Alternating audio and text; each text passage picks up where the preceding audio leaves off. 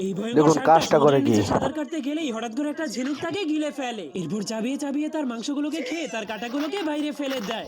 ওটা কি এত বড় সার্কে? সেসব দেখে অনেক অবাক হয়ে যায়। ঠিক তখনই সে দেখতে পায় পপাইও খাজানা খোঁজার জন্য সমুদ্রের নিচে চলে এসেছে। এই জন্য সে বুদ্ধি খাটিয়ে ভিডিওটি পপাইকে শেষ মারার পর্যন্ত জন্য দেখুন। সেই ভয়ঙ্কর ঝিনুকটাকে তার নিচে নিয়ে রেখে দেয়, যার কারণে পপাই নিচে নেমে আসলেই সেই ভয়ঙ্কর ঝিনুকটা পপাইকেও খাওয়ার জন্য গিলে ফেলে। যা দেখে মোটা পালন অনেক খুশি হয়ে একা একাই খাজানা নেওয়ার জন্য খাজানার দরজা খোলার চেষ্টা করতে শুরু করে দেয়।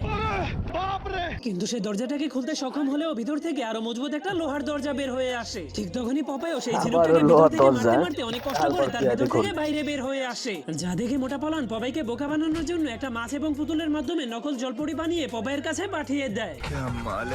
এই জন্য পপাই সেই জলপরিকে দেখে তার প্রেমে পড়ে যায়। এরপর মোটা পালন অনেক কষ্ট করে সেই লোহার দরজাটাকে খুলতে পারলেও তার সামনে আরো একটা দরজা বের হয়ে আসে। আর এদিকে বোকা পপাই সেই নকল জলপরির প্রেমে পড়ে তাকে বিয়ে করার জন্য